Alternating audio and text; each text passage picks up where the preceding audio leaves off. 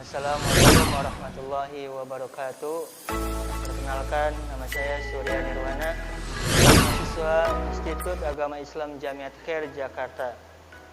Kali ini saya akan membahas tentang hakikat alam semesta sebagai tugas UAS semester 3.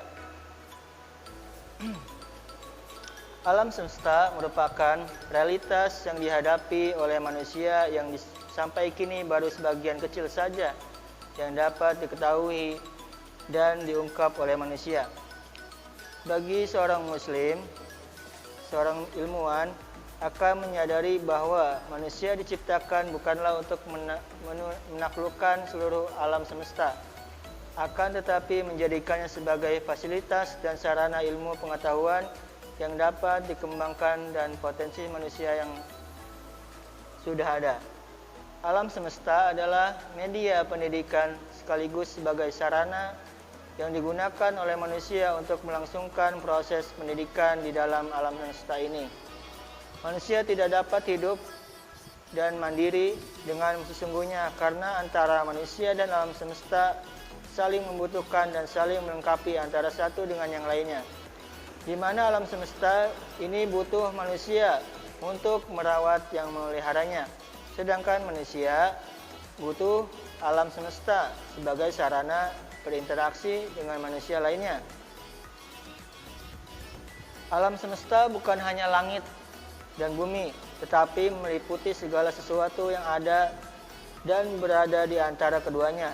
Tidak hanya itu, dalam perspektif Islam, alam semesta tidak hanya mencakup hal-hal yang konkret atau dapat diamati oleh penginderaan manusia, tetapi mencakup kepada segala sesuatu yang tidak dapat diamati oleh penginderaan manusia.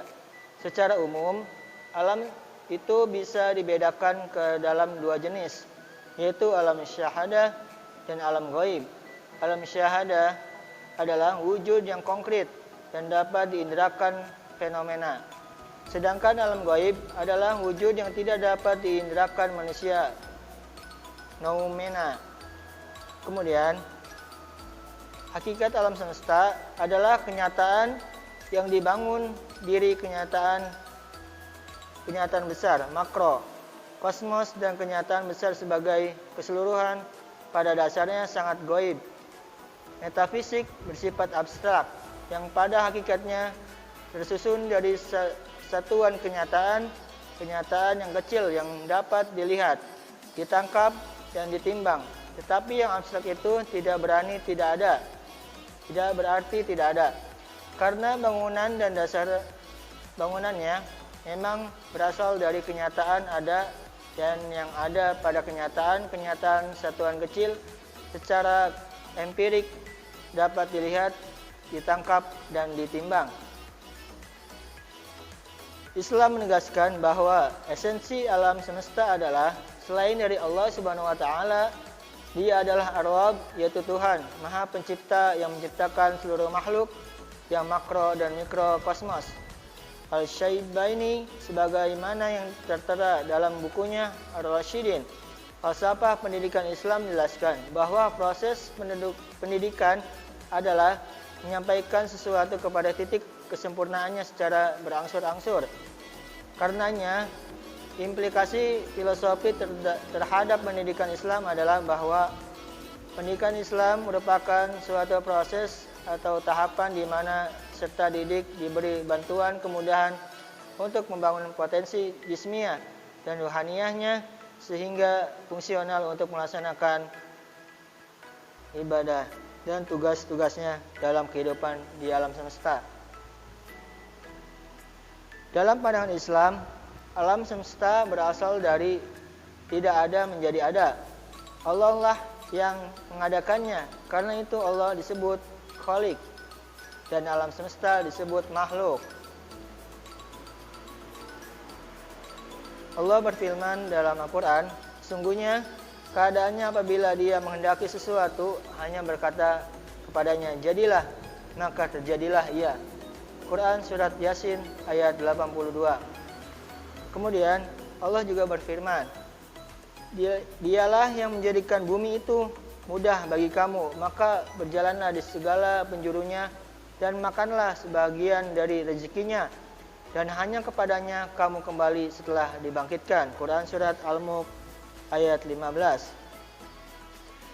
Dalam pembahasan ini kita dapat mengambil kesimpulan bahwa alam semesta merupakan realitas yang dihadapi oleh manusia yang sampai kini baru sebagian kecil saja yang dapat diketahui dan diungkap oleh manusia.